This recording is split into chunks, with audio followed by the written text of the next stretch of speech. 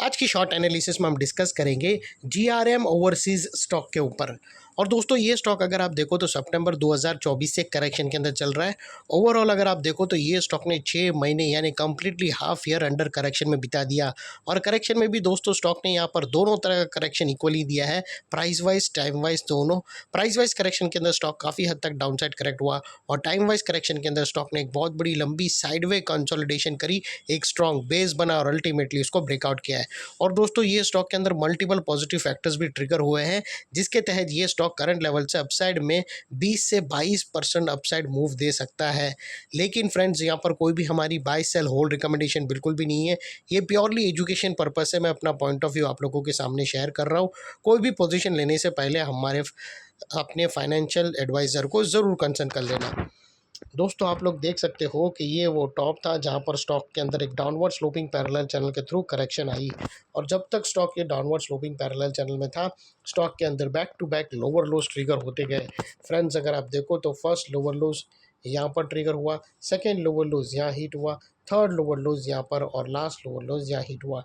और जैसे ये downward sloping parallel channel upside में ब्रेकआउट हुई, इसने मल्टीपल हायर हाइज को ब्रेक करके उसके अबाउ सस्टेन क्लोजिंग देकर कंफर्म कर दिया करेक्शन कंप्लीटेड। यहाँ पर हमें दो मेजर पॉजिटिव सिग्नल मिले। पहले तो इसने डाउनवर्ड स्लोपिंग पैरेलल चैनल को अपसाइड में ब्रेक किया। सेकेंडली इसके जो लोअर लोज थे वो हायर हाइज में शिफ्ट हुए क्लोजिंग बेसिस पे, जो हमें कंफर्म करता है कि स्टॉक के अंदर बॉटम लग गई है एज लॉन्ग एज इसके प्रीवियस लो प्रोटेक्टेड है। अगर प्रीवियस लोज थ्रेट हुए क्लोजिंग बेसिस पे तो फिर से ये स्टॉक डाउनसाइड करेक्शन स्टार्ट कर सकता है। और फ्रेंड्स बात कर लेते हैं यहाँ पर डाइवर्शन की। तो दोस्तों अगर आप MACD डालकर चेक करो तो आपको यहाँ पर क्लियरली पॉजिटिव डाइवर्शन विटनेस होगा।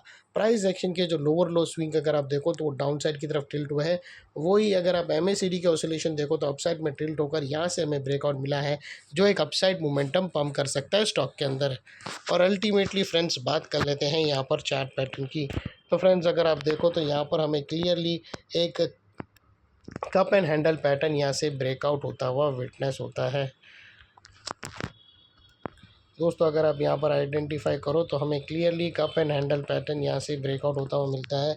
और उसकी जो नेकलाइन निकल कर आती है वो तकरीबन 247 के आसपास आती है।